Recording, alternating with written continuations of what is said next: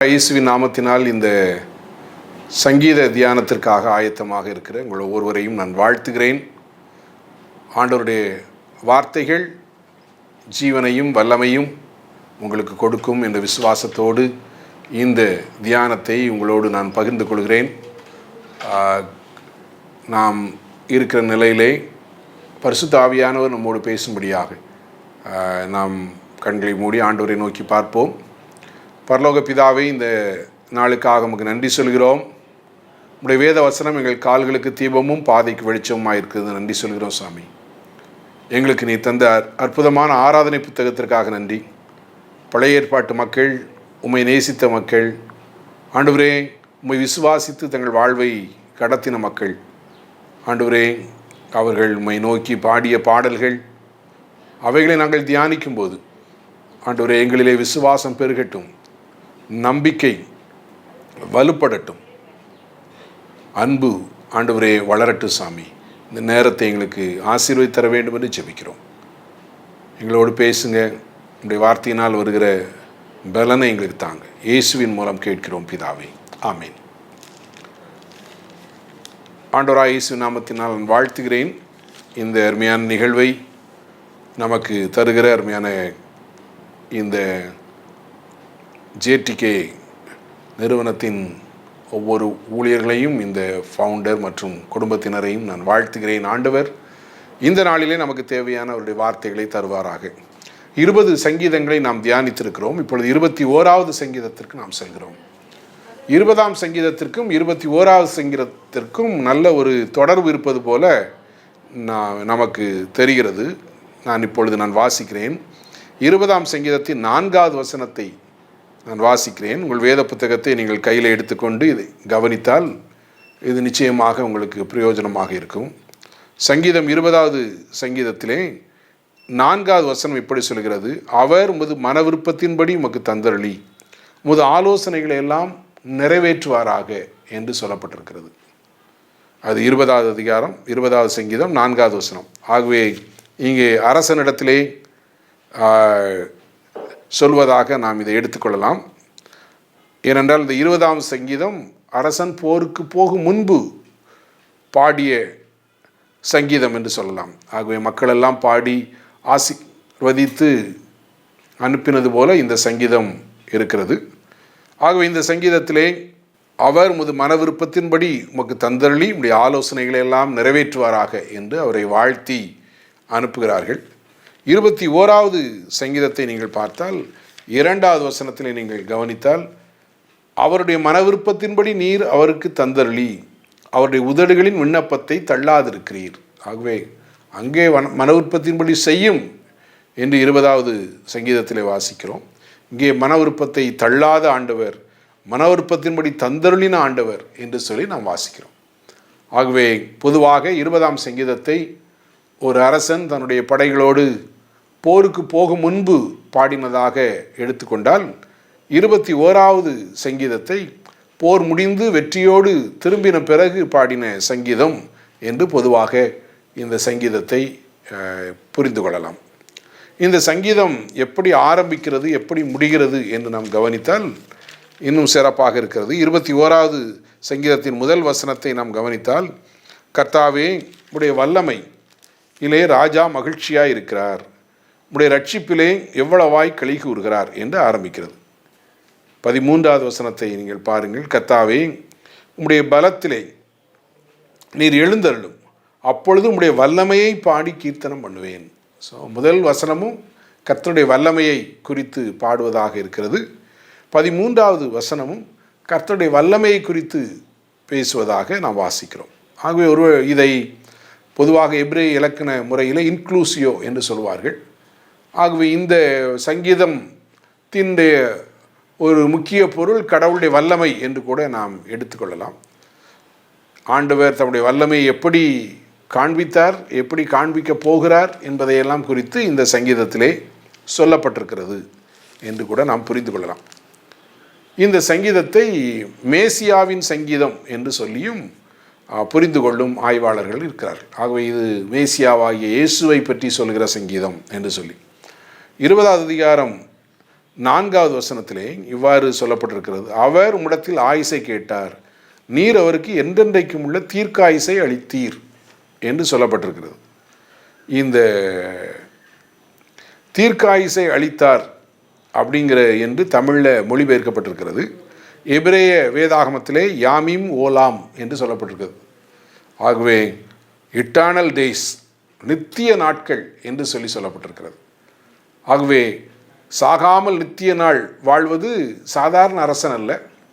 அது தேவாதி தேவன் மனு உருவுக்கு வந்தபோது அவர்தான் மரித்து ஆனாலும் மறுபடியும் உயிரோடு எழுந்து சாகாமல் வாழ்கிற ஒரு அரசர் என்பதை குறிக்கும்படியாக இந்த சங்கீதம் இருக்கிறது.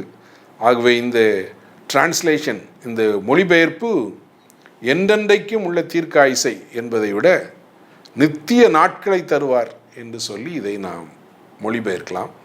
ஆகவே இது மேசியாவின் சங்கீதம் என்றும் சொல்லப்பட்டிருக்கிறது. ஏனென்றால் 2 சாமுவேலின் புத்தகத்திலே 7வது அதிகாரம் 8-16 வரை பார்த்தால் தாவீதுக்கு ஆண்டவர் சொல்லும்போது உன்னுடைய ராஜ்யம் என்றென்றைக்கும் நிலைக்கும் என்று சொல்கிறார். அன்பானவர்களே, ஆகவே என்றென்றைக்கும் நிலைக்கும் ராஜ்யத்தை உருவாக்குகிறவர் தேவாதி தேவன் தான். ஆகவே தாவீதுக்கு கொடுத்த அந்த வாக்குத்தத்தம் ஆண்டவராய் இயேசுவிலே நிறைவேறுகிறது என்பதை காட்டுவதற்காகத்தான் மத்தேயு தன்னுடைய நற்செய்தி நூலை எழுதும்போது ஆபிரகாமின் குமாரனாகிய தாவீதின் குமாரனாகிய இயேசு கிறிஸ்துவின் வரலாறு என்று எழுதுகிறார்.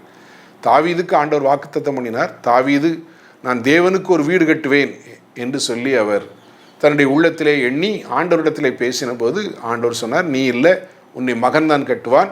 ஆனால் உன்னுடைய வாஞ்சை, உன்னுடைய அன்பு என்மேல் இருக்கிறபடினால், நீ இப்படிப்பட்ட நினைவு கொண்டபடினால் நான் உனக்கு வீடு கட்டுவேன். உன்னுடைய ஸ்தானத்திலே உன்னுடைய சந்ததியில் ஒருவர் எப்பொழுதும் அரசராயிருப்பார் என்று சொல்லி ஆண்டவர் வாக்கு கொடுக்கிறார். அந்த வாக்கு இயேசு கிறிஸ்துவிலே நிலைபெறுகிறது. என்றைக்கும் முடிவில்லாத அரசராக, நித்திய அரசராக ஆண்டவராக இயேசு கிறிஸ்து இருக்கிறார். ஆகவே இந்த சங்கீதம் மேசியாவை குறித்த ஒரு அருமையான சங்கீதம் என்று சொல்லி பொதுவாக பலர் எண்ணுகிறார்கள்.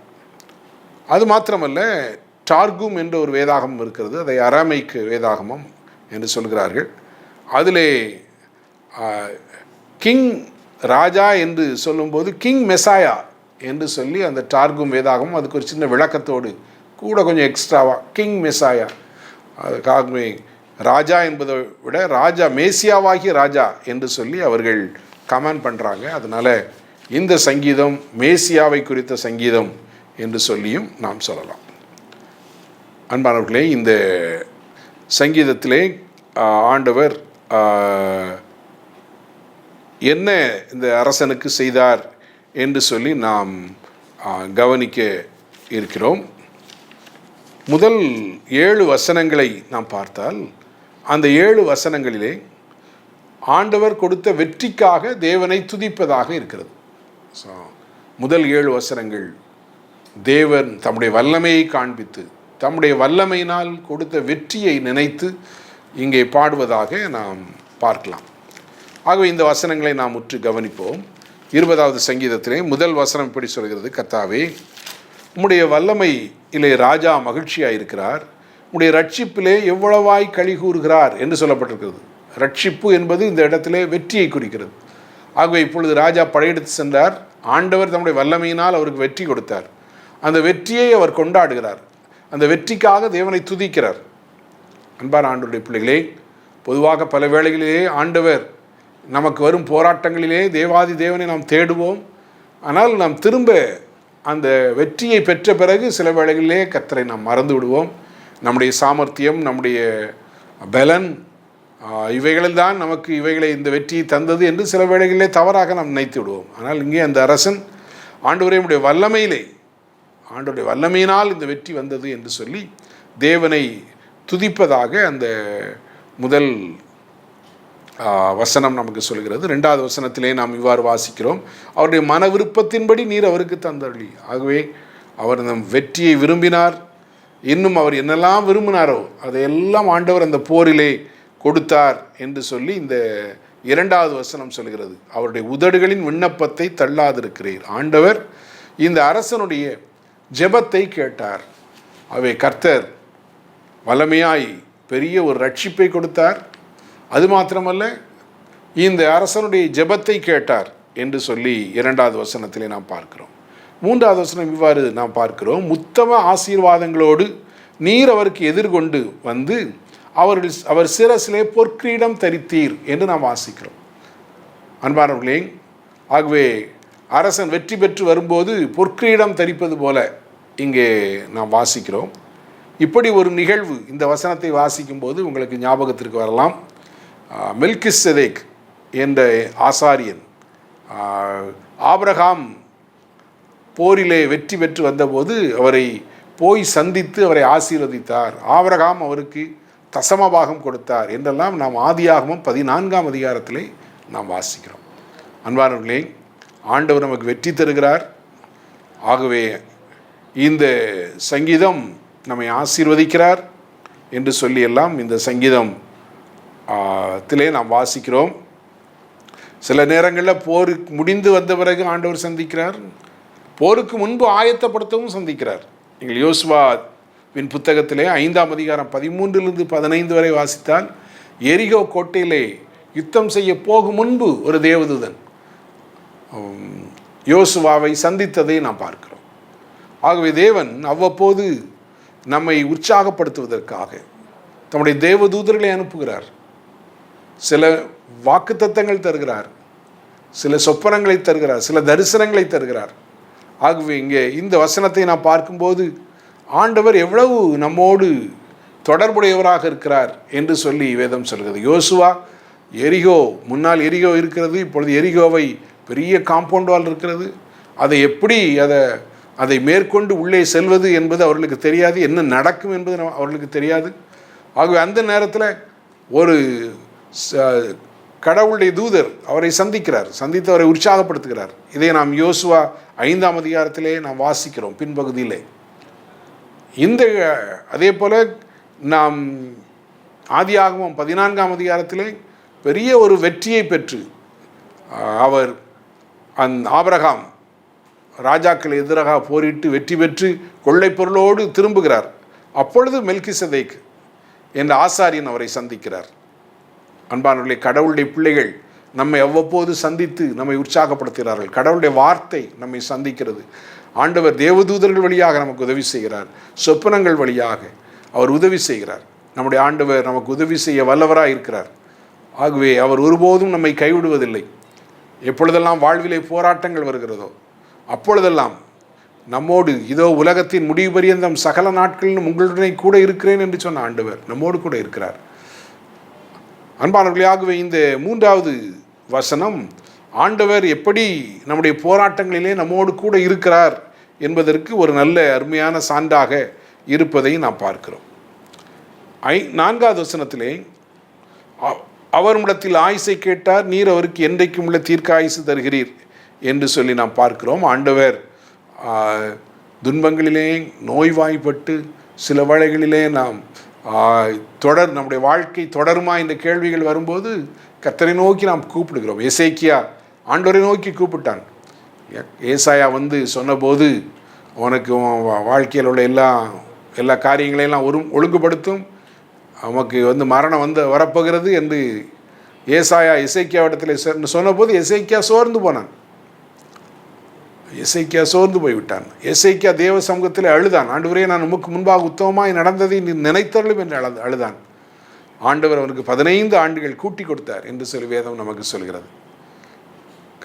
இங்கே இந்த பெரிய போரிலே அதிலே அழிந்து போகாமல், ஒருவேளை அதிலே கொலையுண்டு போகாமல், அதிலே சத்துருக்களால் நசுங்கி போகாமல் இருப்பதற்கு அவர் ஆயுசு கேட்டார். இந்த அரசன், ஆண்டவர் அவருக்கு நீடித்த ஆயுசை கொடுத்தார். நீடித்த நாட்களால் நம்மை திருப்தியாக்கி தம்முடைய ரட்சிப்பை காண்பிக்கிற அற்புதமான ஒரு ஆண்டவர் இருக்கிறார். அன்பானவர்களே, நீங்கள் ஒருவேளை வியாதியினால் பிரச்சனைகளினால் இவ்வளவுதான் வாழ்க்கை முடிய போகிறது என்ற ஒரு சோர்வோடு இருந்தால் உங்களை உற்சாகப்படுத்துகிற ஒரு அற்புதமான ஒரு ஆண்டவர் இருக்கிறார். அவர் நீடித்த நாட்களால் உங்களை திருப்தி ஆக்குகிறவர், தம்முடைய ரட்சிப்பை உங்களுக்கு காண்பிக்கிறவர். நீங்கள் அவரிடத்தில் கேளுங்கள், அவர் உங்களுக்கு ஆயுசை கூட்டி கொடுப்பார் என்று இந்த வேத வசனம் நமக்கு பெரிய உறுதி அளிக்கிறது. 5வது வசனத்தை நாம் கவனித்தால், ரட்சிப்பினால் அவர் மகிமை பெரிதாயிருக்கும், மேன்மையும் மகத்துவத்தையும் அவருக்கு அருளினீர். ஸோ இந்த ரட்சிப்பு என்பது வெற்றியை குறிக்கிறது என்று சொல்லி பார்த்தோம். ஆகவே இங்கே இந்த அரசன் நினைத்ததை விட பெரிய வெற்றியை ஆண்டவர் அவருக்கு கொடுக்கிறார். அன்பானவர்களே, சில வேளைகளிலே ஒருவேளை நம்முடைய எதிர்பார்ப்பை விட அதிசயமான காரியங்களை செய்கிற ஒரு அற்புதமான ஒரு ஆண்டவரை நாம் பார்க்கிறோம். ஆகவே தான் எபேசியர்கள் நிருபத்திலே 3ஆம் அதிகாரம் 20வது வசனத்திலே பவுல் எழுதும்போது நாம் வேண்டிக் கொள்வதற்கும் நினைப்பதற்கும் அதிகமான அற்புதமான காரியங்களை செய்கிற ஒரு ஆண்டவர் இருக்கிறார். அன்பானவர்களே, ஆகவே நம்முடைய ஆண்டவர் நாம் நினைப்பதை விட, நாம் வேண்டிக் கொள்கிறதை விட அற்புதமான காரியங்களை செய்கிறார். அந்நாள் ஆண்டவரே எனக்கு ஒரு குழந்தை தாங்க, என் நிந்தை நீங்கி போகும், அவன் இந்த ஆலயத்தில் உமக்கே தந்துடுவேன் அப்படின்னு சொல்லி பொருத்தனை செய்தார். ஆனால் 2ஆம் அதிகாரம் சொல்கிறது, ஆனால் அந்நாளுக்கு ஆண்டவர் ஒரு குழந்தை மாத்திரம் இல்லை, இன்னும் 5 குழந்தைகள் கொடுத்தார், 6 குழந்தைகள் ஆண்டவர் கொடுத்தார் அந்நாளுக்கு. இந்த தேவன் என்றென்றும் உள்ள சதாகாலங்களில் நம்முடைய தேவன். அன்பானவர்களே, அவை நாம் வேண்டுவதற்கும் நினைப்பதற்கும் அதிகமாய் செய்கிற அற்புதமான ஒரு ஆண்டவர். சகையு இயேசுவை பார்க்க வேண்டும் தான் ஆசைப்பட்டான். அவனுடைய ஆசை வெறும் இயேசுவை பார்க்க வேண்டும், இயேசு தன்னை பார்க்க வேண்டும் என்று அவன் யோசிக்கவில்லை. நான் இவரை பற்றி எல்லாரும் சொல்கிறாங்களா, நான் அவர் யார் எப்படி இருக்காரு பார்க்கணும் அப்படின்னு ஆசைப்பட்டான். அத்திமரத்தில் ஏறி தன்னை ஒழித்து கொண்டு இயேசுவை பார்த்தான். ஆனால் இயேசு சொன்னார், நீ இறங்கி வர, அவங்க கூட சாப்பிட வரேன்னு சொன்னார். நம்முடைய ஆண்டவர் எப்பொழுதுமே நாம் வேண்டிக் கொள்வதற்கும் நினைப்பதற்கும் அதிகமான அதிசயமான காரியங்களை, அற்புதமான காரியங்களை நம்முடைய வாழ்க்கையிலே செய்கிறவராக இருக்கிறார். அவர் தம்மை நேசிக்கிறவர்களுக்கு ஆயத்தம் பண்ணியிருக்கிறவைகளை கண் காணவில்லை, காது கேட்கவில்லை, அது மனுஷரின் இருதயத்தில் தோன்றவில்லை என்று சொல்லி வேதம் நமக்கு சொல்கிறது. அன்பானவர்களே, ஆண்டவர் நீங்கள் கேட்பதற்கும் வேண்டிக் கொள்வதற்கும் அதிகமான அற்புதமான காரியங்களை செய்கிறவர் என்று சொல்லி இந்த பகுதியில் வழியாக நாம் நினைவூட்டப்படுகிறோம். 6வது வசனம் இப்படி சொல்கிறது, அவரை நித்திய ஆசீர்வாதங்களோடுள்ளாக்குறீர், அவர் உம்முடைய சமூகத்தின் மகிழ்ச்சியினால் பூரிப்பாக்குகிறார். நம்முடைய ஆண்டவர் நிறைவான மகிழ்ச்சி தருகிற ஒரு ஆண்டவர். அன்பானவர்களே, இங்கே இந்த அரசன் எதற்காகலாம் ஆண்டவரை துதிக்கிறார்? ஆண்டவர் தம்முடைய வல்லமையினால் ரட்சிப்பு தருகிறார், ஆண்டவர் தம்முடைய வல்லமையினால் ஜெபத்திற்கு பதில் கொடுக்கிறார், ஆண்டவர் தம்முடைய வல்லமையினால் கேட்டதற்கும் அதிகமான ஆசீர்வாதங்களை தருகிறார். அது மாத்திரமல்ல, தம்முடைய சமூகத்தின் மகிழ்ச்சியை ஆண்டவர் தருகிறார். ஆண்டவருடைய சமூகம் மகிழ்ச்சியானது. அப்படிப்பட்ட ஒரு பெரிய மகிழ்ச்சியை ஆண்டவர் தருகிறார் என்று சொல்லி இந்த பகுதி நமக்கு சொல்கிறது. உம்முடைய சமூகத்தின் மகிழ்ச்சியினால் பூரிப்பாக்குகிறார். அன்பானவர்களே, தேவ சமூகம் மகிழ்ச்சியானது. ஆகவே தான் ஆகாமிய கூடாரங்களில் வாசமாக இருப்பதை பார்க்கலாம், தேவனுடைய ஆலயத்தின் வாசற்படியில் காத்திருப்பதையே தெரிந்து கொள்வேன் என்று சங்கீதக்காரன் சொல்கிறார். அன்பானவர்களே, இன்னும் சங்கீதக்காரன் சொல்கிறார், உம்முடைய வாசஸ்தலங்கள் எவ்வளவு இன்பமானவைகள், அங்கே அடைக்கலான் குருவிக்கு வீடும் தகவலான் குருவிக்கு தன் குஞ்சிகளை வைக்கும் கூடும் கிடைத்ததே என்று சொல்கிறார். சாதாரண மக்களுக்கு, எளிய மக்களுக்கு கூட ஆண்டவருடைய சமூகத்தில் ஒரு இடம் இருக்கிறது. அந்த சமூகத்தின் சந்தோஷத்தை ஆண்டவர் தருகிறார்.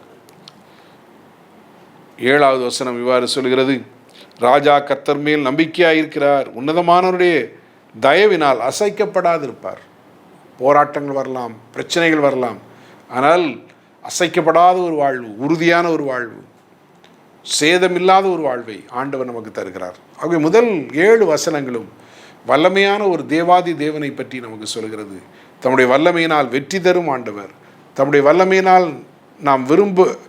நம்முடைய விருப்பங்களை நிறைவேற்றுகிற ஒரு ஆண்டவர், தம்முடைய வல்லமையினால் நம்முடைய விண்ணப்பத்தை கேட்கிற ஒரு ஆண்டவர், தம்முடைய வல்லமையினால் கேட்பதற்கும் நினைப்பதற்கு அதிகமான அதிசயங்களை செய்கிற ஒரு ஆண்டவர், தம்முடைய சமூகத்தின் மகிழ்ச்சியினால் நம்மை நிரப்புகிற ஒரு ஆண்டவர். என்ன போராட்டங்கள் வந்தாலும் அசைக்கப்பட முடியாத அளவுக்கு நம்மை பாதுகாக்கிற அற்புதமான ஒரு ஆண்டவரை பற்றி இந்த முதல் 7 வசனங்களிலே நாம் பார்க்கிறோம். 8வது வசனத்திலிருந்து பெற்றுக்கொள்ளப் போகிற ஆசீர்வாதங்களுக்காக ஆண்டவரை துதிக்கிற ஒரு நிலையை பார்க்கிறோம். ஆகவே முதல் 7 வசனங்கள் பெற்றுக்கொண்ட நன்மைகளுக்காக ஆண்டவரை துதிப்பதாக நாம் பார்க்கிறோம். ஆனால் பின்னால் உள்ள வசனங்கள் 8வது வசனத்திலிருந்து நிறைவு வசனம் வரை, கடைசி வசனம் வரை பார்த்தால் ஆண்டவர் என்னெல்லாம் செய்ய போகிறார் என்று நினைத்து ஆண்டவரை துதிக்கிறார். பல வேளைகளிலே ஆண்டவர் செய்த நன்மைகளை நினைத்து ஆண்டவரை நாம் ஸ்தோத்திரிப்போம். ஆனால் ஆண்டவர் என்ன செய்ய போகிறார் என்று சொல்லி நினைத்து ஆண்டவரை துதிப்பது மற்றொரு அற்புதமான விஷயம். அதற்கு ஆண்டவர் நம்மை அழைக்கிறார்.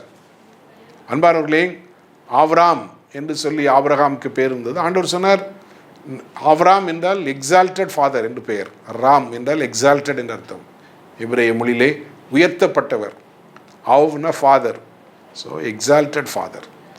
ஆனால் ஆபிரகாம் என்று சொல்லும்போது அதன் பிறகு வருகிற அந்த லெட்டர்ஸ் வந்து மல்டிடியூட்ஸ், பெருங்கூட்ட மக்களுக்கு தகப்பன்.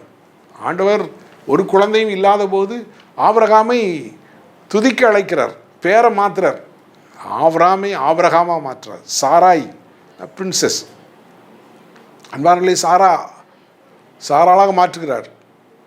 ஏனென்றால் ஆண்டவர் அவளை அநேக சந்ததிக்கு ஆசீர்வாதமாக அவர் மாற்றுகிறார். நம்முடைய ஆண்டவர் நம்மை துதிக்க அழைக்கிறார். நடந்த நிகழ்ச்சிகளுக்காக மாத்திரமல்ல, பெற்றுக்கொண்ட நன்மைகளுக்காக மட்டுமல்ல, பெறப்போகிற நன்மைகளை நினைத்து ஆண்டவரை துதிக்கும்படியாக நாம் இங்கே அழைக்கப்படுகிறோம். இந்த சங்கீதத்தில் நீங்கள் பார்த்தால் 8வது வசனத்திலிருந்து ஆண்டவர் செய்யப்போகிற நன்மைகளை இந்த அரசன் நினைத்து ஆண்டவருக்கு நன்றி செலுத்துவதாக இருக்கிறது. உமது கை உமது சத்துருக்கள் எல்லாரையும் எட்டி பிடிக்கும், உமது வலதுகரம் உம்மை பகைக்கிறவர்களை கண்டுபிடிக்கும். ஸோ இந்த ரெண்டு கிட்டத்தட்ட ஒரே பொருளை, கொஞ்சம் வித்தியாசம் இருக்கலாம், பட் கிட்டத்தட்ட ஒரே பொருளை சொல்கிறது. இதை எபிரேய இலக்கண முறைப்படி சினானிமஸ் பேரலிசம் என்று சொல்கிறார்கள். தமிழிலே அதை ஒரு போகு நிலை என்று சொல்கிறார்கள். ஒரு கருத்தை வலியுறுத்த திரும்ப திரும்ப சொல்லப்படும் 2 வாக்கியங்கள் என்று சொல்கிறார்கள். ஆகவே இங்கே என்ன சொல்லியிருக்கிறது? இவ்வாறு நாம் வாசிக்கிறோம். ஆண்டவர் இந்த அரசனுக்காக உமது வலதுகரம் உம்மை பகைக்கிறவர்களை கண்டுபிடிக்கும் என்று சொல்லப்பட்டிருக்கிறது. இந்த வலதுகரம் என்பது எப்பொழுதுமே கடவுளுடைய வல்லமையை அது குறிக்கிறதை நாம் வேத வசனத்திலே நாம் பார்க்கிறோம். 89ஆம் சங்கீதம் 13வது வசனம் இவ்வாறு சொல்கிறது, உமது வல்லமையுள்ள புயம் இருக்கிறது, உம்முடைய கரம் பராக்கிரம் உள்ளது, உமது வலதுகரம் உன்னதமானது. 89ஆம் சங்கீதம் 13 வலதுகரத்தை பற்றி சொல்லுது. வலதுகரம் என்பது ஆண்டவருடைய வல்லமையை குறிக்கிறது.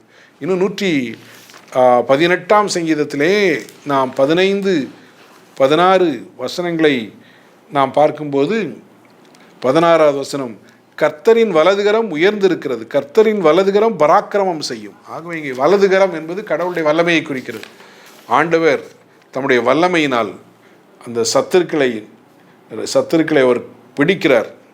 அப்புறம் அக்கினி பற்றி போட்டிருக்கு அடுத்த வசனத்திலே, உமது கோபத்தின் காலத்திலே அவர்களை அக்கினி சூளையாக்கி போடுகிறீர். கர்த்தர் தமது கோபத்திலே அவர்களை அழிப்பார். அக்கினி என்பது எப்பொழுதுமே பல வேளைகளிலே கடவுளுடைய கோபத்திற்கும் அடையாளமாக இருப்பதை நாம் பார்க்கிறோம். 79ஆம் சங்கீதம் 5வது வசனம், 89ஆம் சங்கீதம் 46வது வசனம், இவைகளிலே நாம் ஆண்டவருடைய கோபத்திற்கு ஒரு அடையாளமாக அக்கினி இருப்பதை நாம் பார்க்கிறோம். 10வது வசனம் இவ்வாறு சொல்கிறது, அவர்கள் கனியை பூமியில் இராதபடி அழித்து அவர்கள் சந்ததியை மனுப்புத்தரில் இராதபடி ஒழிய பண்ணுவீர் அப்படின்னு சொல்லுது. அப்படின்னா இந்த அரசனுக்கு எதிராக இருக்கிறவர்கள், இவனுக்கு விரோதமாய் வருகிறவர்களுடைய கனியை, அவனுடைய சந்ததியை ஆண்டவர் அழிக்கிறாராம்.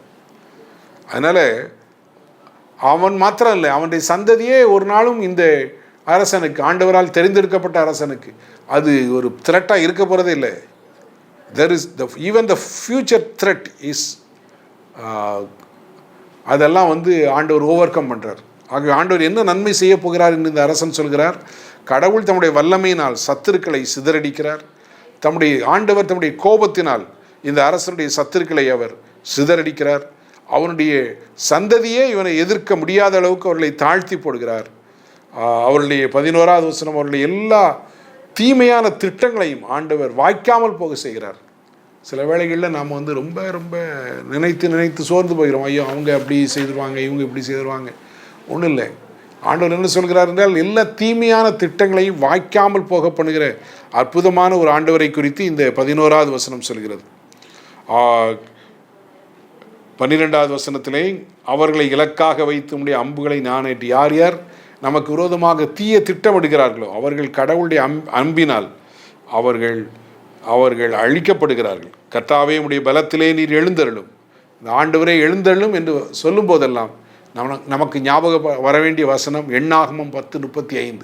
எப்பொழுதெல்லாம் உடன்படிக்கை பற்றி அது அவர்கள் பயணிப்பதற்கு, இஸ்ரவேல் மக்கள் எகிப்திலிருந்து கானானுக்கு வருகிற நேரம், அதே போல் போருக்கு செல்கிற நேரங்களில் எப்பொழுதெல்லாம் உடன்படிக்கை பெட்டியை தூக்கி கொண்டு ஆசாரியர்கள் நடந்தார்களோ அப்பொழுதெல்லாம் கர்த்தாவே எழுந்தள்ளும் என்று அவர்கள் சொன்னார்கள்.